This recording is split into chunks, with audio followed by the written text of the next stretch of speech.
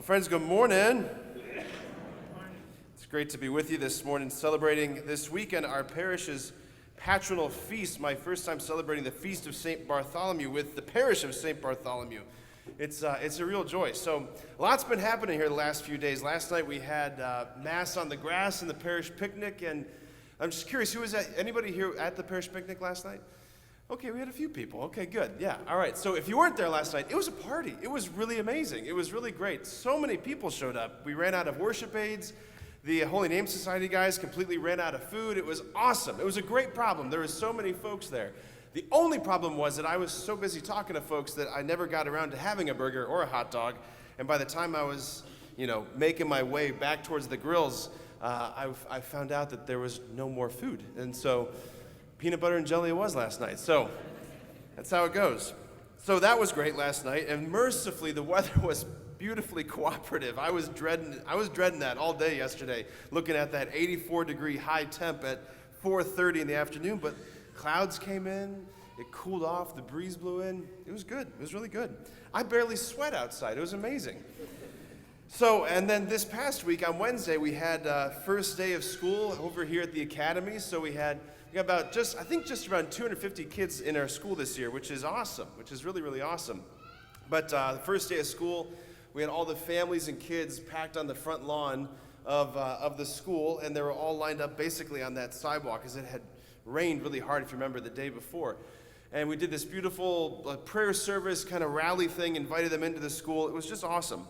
It was wonderful. All throughout the summer, I spent a lot of time walking the halls of that school, watching and just noticing, looking at the construction renovation work that the maintenance guys were up to this summer. They did a lot of work this summer. Amazing. We have amazing maintenance guys at this parish. Do you realize that? You probably do. We have 3 amazing guys who are absolutely incredible. But they did a lot of work this summer, and I walked those halls a lot. And I'll tell you what, the school looks a lot more beautiful filled with the kids in it. It's a whole different vibe, a whole different feel, seeing those halls filled with names, filled with faces of the students. And it feels like that over the last few weekends, the masses here, it feels like the masses are getting fuller and fuller, at least more so than when I started at the beginning of the summertime. Everyone's kind of getting back into the groove. Summer vacations are over. Our parish is, again, filling up with names and faces. That's what I've been thinking about for this feast day, names and faces. Names and faces. That's what I want to talk about. Names and faces. There's no such thing as a generic name, and there's no such thing as a generic face. There's a particularity and a specificity to names and faces. It's the name of this person and that person's face, right? That's how it goes. The name of this person, the name of that person. The face of this person, the face of that person. And that right there, in so many ways, is what I've been marveling at over the better part of the last 2 months. Just the concreteness of the names and the faces. Your names, your faces. This parish, this place, this community, your names, your faces. Here's what I mean. Here's what I'm getting at. So going back to, the fall of 2008, that's when the Lord finally overwhelmed my heart enough to the point where I said, okay, I'll go to this seminary. I didn't go to this seminary because I had some agenda, some mission, some strategy that I personally wanted to implement. I went to the seminary because I was overwhelmed by Jesus' love. I went to the seminary because I experienced and tasted a love that relativized every other love, every other good in this world. That's why I went. I went because at a particular time and in a particular place, my heart was touched deeply by the love of Jesus, and that just kept happening throughout my time in seminary. Jesus kept showing up at a particular time and at a particular place, and it eventually got me to the point where I desired to lay my life down, my one mortal life, the one life I get, to lay my life down for the one thing that is most precious to Jesus, which is his bride, the church, you. And here's the thing, Jesus can do a whole lot of things that I can't do, but one of the things that he can do that I can't do is he can love the bride, he can love the church universally and at the same time particularly. Compare that to me. I can't love the church universally. All we can do as finite human beings is we can just love in the particular. We can only love in the concrete. We can only love in the concrete. And yeah, it's true, I do love the church, and I laid my life down for the church, but what I didn't know on May 21st, 2016, in the Cathedral of St. John the Evangelist, when I was laying my life down in ordination, that it was for you. Like for you, for this parish, your names, your faces, your families, your marriages, your kids, your grandkids. I didn't know you at the time. I didn't know this parish existed. I didn't know you existed, and yet the Lord knew, and it's just been amazing to be like, oh, it's been for you. It's been for you. It's been amazing getting to see and know your names and your faces showing up at Sunday Masses and daily Masses, in the confessional, and in conversations before and after Mass, in the sacristy, appointments in my office. It's been a real gift. And I really love being your priest. I've only been your priest for a few months now, but I really love the privilege of being your priest. It's a real gift. It's a real gift to be your priest. It's a real gift. And this very dynamic that I'm talking about, this whole dynamic of getting overwhelmed in the concrete, that's what's happening in the gospel that we just heard from John. That's what happened to Bartholomew. That's what happened to him in that story that we just heard in the gospel from John. You might be a little confused, though, because in the gospel that we just heard from John, there was no mention of the name Bartholomew. Did you notice that? Yeah. Whose name shows up? Nathaniel. So who is it, Nathaniel or Bartholomew? Well, here's the answer to that riddle. You have to have a little bit of Hebrew knowledge in the background to understand the difference. So Bartholomew is the family name. It's the same person. Bar in Hebrew is the prefix for son of, right? So you got Bartholomew. He's the son of Ptolemy. It's the family name. And Nathaniel means gift of God. Netan means gift, and El is God. So gift of, or gift given by God. So that's who this is. It's the same person. It's the same name. So John says that Jesus decided to go to Galilee. And then it says simply, and he found Philip. Jesus came specifically looking for Philip, and he said to Philip, follow me. And Philip was all in. He drops his nets. He follows Jesus. And then the next verse, verse 45, what picks up in our gospel today, says, Philip found Nathanael, Bartholomew. Philip found Nathanael. It says, we have found the one about whom Moses wrote in the law and also the prophets, Jesus, son of Joseph from Nazareth. And Nathanael's response, can anything good come from Nazareth? That was my response when I first found about Middleburg Heights and St. Bartholomew. Like, can anything good come from Middleburg Heights, right? Turns out, yes, a lot of great things, right? A lot of great things. Then he says, come and see, come and see. Jesus finds Philip. Philip found Nathanael. Bartholomew, he invites him with this gentle invitation, come and see. And they start walking. And then again, at a particular time, at a particular place in the concrete, Nathanael, Bartholomew, meets Jesus face to face. And Jesus says, here is a true child of Israel, in whom there is no duplicity. He's saying, how do you know me? How do you know me? And Jesus says, before Philip called you, I saw you under the fig tree. Why did that matter to Nathanael? Why did that matter to Bartholomew? First, what was he doing under the fig tree? Why did that have such significance for him to say afterwards, you are the Son of God, you're the King of Israel? That's a big response. What was he doing under the fig tree?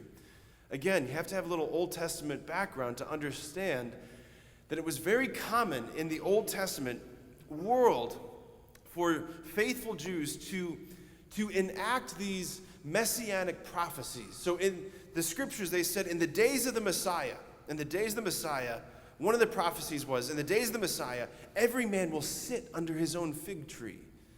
So what's Nathanael Bartholomew doing, sitting under this fig tree? He is enacting prophetically the prophecy of, Lord, usher in the age of the Messiah. Here is a man with a heart that's aching and longing for God to fulfill his promises. This is a man with his heart wrenched open, longing for God to send the Messiah. And Jesus saying, I saw you right then, right there. And better, I saw your heart. I saw your desires. And that's when Nathanael Bartholomew breaks down, Rabbi, you are the Son of God. You are the King of Israel. And he begins to follow him. And he follows him not because it was simply the right thing to do. He doesn't follow him because it's convenient. He didn't follow him because it was duty. He didn't follow him because someone told him stories about Jesus. or someone taught him about Jesus. No, he followed him because he met him. He followed him because Jesus encountered him in his heart's deepest desires. He met him.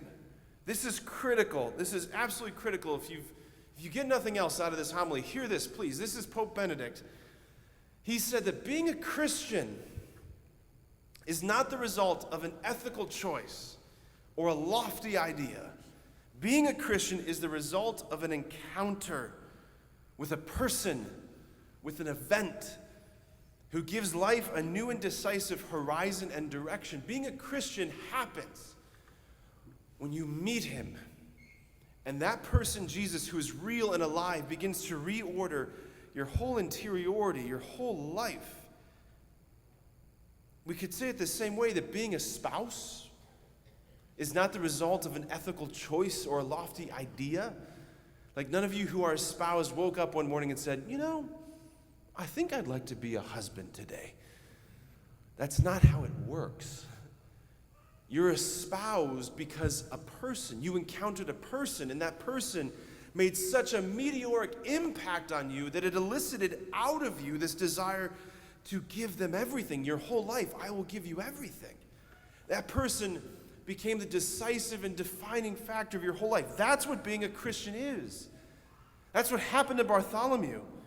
His life was not lived one as this dutiful service, this list of obligations, check this box, check that box. His life was lived as a romance. His life was lived in response to a love that claimed him. Like, you don't do what he did or suffer what he suffered if you're doing it simply out of duty. You don't go to your death, filleted alive, and then beheaded simply out of duty. You do it out of love, an excess of love.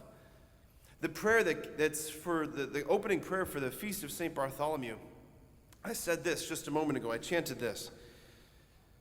Strengthen in us, O Lord, the faith by which the blessed apostle Bartholomew clung wholeheartedly to your Son, and grant that through the help of his prayers your church may become for all the nations the sacrament of salvation. What are we praying? What are we asking God to do there? We're asking God to strengthen in us the faith. What faith? Not just head knowledge.